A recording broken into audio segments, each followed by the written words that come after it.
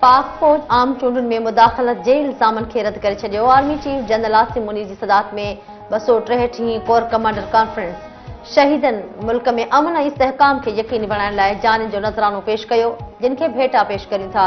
ISPR मूजिबि पाक फौज आम चूंडूं 2024 दौरान अवाम खे महफ़ूज़ माहौल फ़राहम कयो। कुछ मख़सूस सियासी अंसर ऐं सोशल मीडिया हथियाबंद फौज खे बदनाम करे रहिया आहिनि। पंहिंजे नाकामियुनि ते पर्दो विझण लाइ गैर यकीनी सूरतहाल पैदा कई पई वञे। गैर आइनी ऐं बेबुनियाद इल्ज़ाम हणण बदिरां सबूत पेश कया वञनि। आम चूंडुनि बैदि मुल्क में सियासी ऐं माशी इस्तेहकाम पैदा थींदो। जमहूरियत जी मज़बूती मुल्क जी तरक़ी जो वाहिद ज़रियो आहे। रियासत दहशतगर्दनि ऐं सहूलियतकारनि खे भरपूर ताक़त सां मुंहुं ॾींदी। कॉन्फ्रेंस में चयो वियो त वालियर कश्मीर में कश्मीर ते जारी जबर ते ॻणती आहे। पाकिस्तान कश्मीरनि जी सियासी ऐं सिफ़ारती हिमायत जारी रखंदो।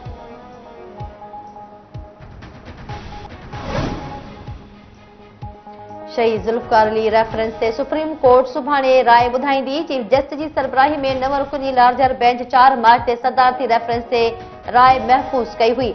सुप्रीम कोर्ट गॾियल तौर 2011 खां 2024 ताईं 12 ॿुधणियूं कयूं।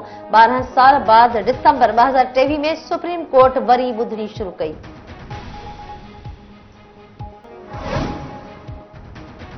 सदारती चूंड लाइ पीपल्स पार्टी जी नंबर गेम मुकमल। आसिफ अली ज़रदारी खे 145 इलेक्टरल वोटनि जी हिमायत मिली वई। पीपल्स पार्टी चेयरमैन बिलावल भुट्टो ज़रदारी खे सदारती मुहिम लाइ चूंडियल PP कमेटी पारां ब्रीफिंग। आसिफ अली ज़रदारी ऐं महमूद अचकज़ई में मुक़ाबलो थींदो। इलेक्शन कमीशन नोटिफिकेशन जारी करे छॾियो। शहबाज शरीफ सां पीपल्स पार्टी जे आला सतही वफ़द जी मुलाक़ात। आसिफ अली ज़रदारी, बिलावल भुट्टो ज़रदारी ऐं वॾो वज़ीर सैयद मुराद अली शाह वफ़द में शामिल। आसिफ अली ज़रदारी जो चवणु आहे त पीपल्स पार्टी माशी इस्तेहकाम लाइ हुकूमत सां गॾु आहे। वज़ीर आज़म जो चवणु आहे त ऐवान में हिमायत ऐं एतमाद करण ते PP सूधो समूरनि इत्तेहादनि जो थोराइतो आहियां। मुल्की ख़ुशहालीअ लाइ सभिनी सां गॾिजी कमु कंदासीं। मुलाक़ात दौरान इस्हाक़ डार, मोहसिन नक़वी, आज़म नज़ीर तारण ऐं ॿिया मौजूद हुआ। तकरीबन 83 बोट्स जो हैं वो तबाह हुई हैं, कश्तियाँ, तो उसका तकरीबन 40 करोड़ रुपया बनता है। और मैं बहुत मशकूर हूँ तो वज़ीर आज़म साहब ने कहा कि वो 40 करोड़ रुपया फिलफौर आपके हवाले कर दिया जाएगा।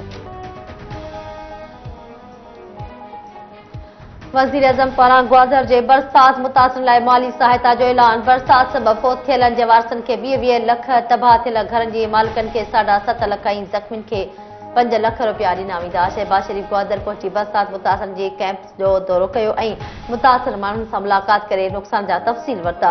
वज़ीर आज़म जे लाॻापियल अख़्तियारनि खे ताज़ो तरफ़ानी बरसातुनि जे मुतासिरनि जी इमदाद ऐं बहाली लाइ जामा प्लान तैयार करे पेश करण जी हिदायत। शहबाज शरीफ चयो आहे त हू फोटो सेशन करण न पर बरसात मुतासिरनि जे लाइ मदद लाइ ग्वादर आयो आहे। सिंध हुकूमत जो थोराइतो आहियां जंहिं बलोचिस्तान जी इमदादी कमरे में मदद कई। बरसात सबबि बलोचिस्तान में वॾे पैमाने ते नुक़सान थियो आहे। जदीद टेक्नोलॉजी ऐं सैटेलाइट ज़रिए कुदरती आफ़तनि जो तकिड़ो पतो लॻाइण लाइ हिकु निज़ाम जोड़ियो वञे।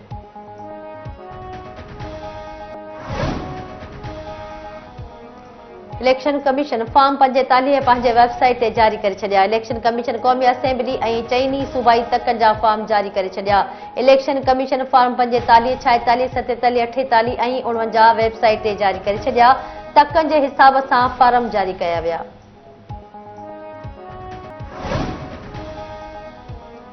यूटिलिटी स्टोर्स लाइ 7.5 अरब रुपयनि जी रमज़ान रिलीफ पैकेज जो ऐलान। यूटिलिटी स्टोर्स पैकेज अॼु खां लागू। क़ीमतुनि में घटिताई जो नोटिफिकेशन जारी। पैकेज तहत 800 ग्राम चांहि 100 रुपया सस्ती, बसर ऐं ख़ारकूं 50 रुपया फ़ी किलो सस्तियूं थींदियूं।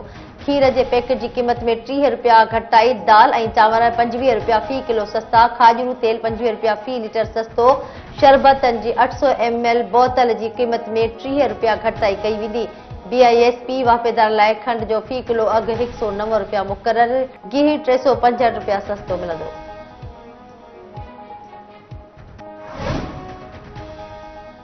सुन्नी काउंसिल इत्तेहाद जे कोटा जूं सीटूं ॿियनि पार्टियुनि में विरासत शुरू करी। इलेक्शन कमीशन क़ौमी असेंबली जे मख़सूस सीटुनि जी विरासत शुरू करे छॾी। इलेक्शन कमीशन पारां औरतुनि जूं 8 मख़सूस सीटूं ख़ैबर पख्तूनख्वा खे ॾिनियूं वयूं। मुस्लिम लीग नून खे 4 JUI ऐं पीपल्स पार्टी खे 2 सीटूं अलाट कई वयूं। मुस्लिम लीग नून जी सोबिया शाहिद गज़ाल अंजुम शहला बानो ऐं शाहीन शामिल। जमीयतुल उलमा इस्लाम जी नईमा किशोर खान सदफ एहसान जो पधरनामो जारी। पीपल्स पार्टी जे आसमा आलमगीर ऐं नईमा कमल शामिल। सिंध असेंबली में औरतुनि जी सीटुनि जो नोटिफिकेशन जारी। PPA जी सुमिता अफसाल, मुत्तहिदा जी फौजिया हमीद चूंडिजी वयूं। अक़लियती सीट ते PP सुरिंदर वेलासाई बि चूंडिजी वियो।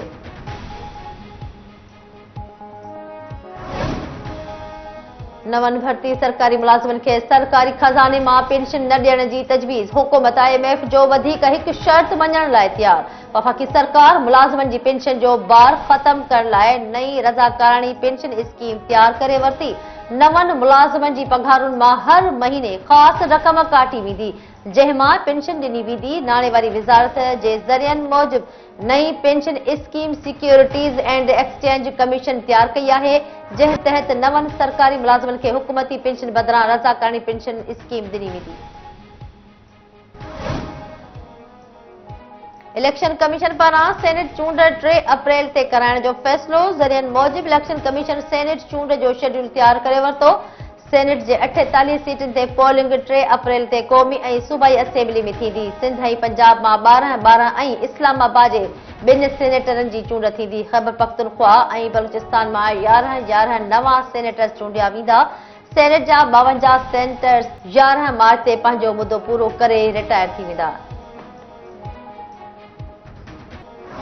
उन्होंने एक अहम तजवीज़ का जिक्र किया, जो वफाकी वजारतें हैं, इन 17 वजारतों को खत्म करके सिर्फ एक IPC जो इंटर प्रोविंशियल कोऑर्डिनेशन की इस्लामाबाद में वजारत है, उसके जरिए कोऑर्डिनेशन बेहतर करें और इस डुप्लीकेशन को खत्म करें, क्योंकि इस डुप्लीकेशन के अंदर 328 अरब रुपए खर्च हो रहे हैं।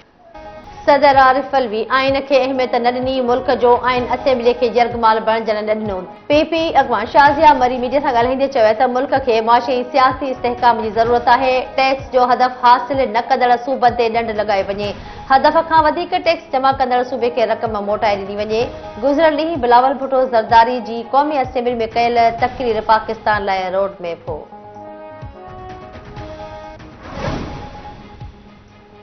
कराची में IG सिंध जी सदारत हेठि 25,000 पुलिस अहलकारनि जी भर्ती बाबति इजलास। DIG स्टैब्लिशमेंट पारां अहलकारनि जी टेस्टिंग सर्विस ज़रिए भर्तियुनि ते ब्रीफिंग।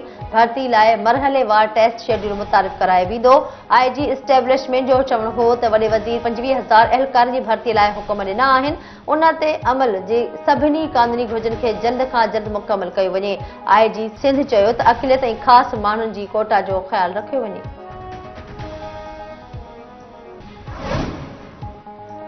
कराची में क़त्ल थी वियल यूनिवर्सिटी जे शागिर्द लारेब जी जनाज़े निमाज़ अदा करण बाद तदफ़ीन। वॾे वज़ीर पारां वाक़े जो नोटिस वठंदे जांच जो हुकुम। लारेब खे कोरंगी में फुर दौरान क़त्ल कयो वियो हो। शागिर्द अकाउंटिंग ते किताब लिखियो हो, जंहिंजो मुहूर्त सुभाणे थियणो हुयो। SSP कोरंगी जो चवणु हो त लारेब खे अख हेठां गोली लॻी। कैमराउनि ज़रिए फोटेजिस वठी जाबदारनि जी ॻोल्हा कई पई वञे। SHO कोरंगी खे रिपोर्ट बाद बरतरफ़ कयो वियो।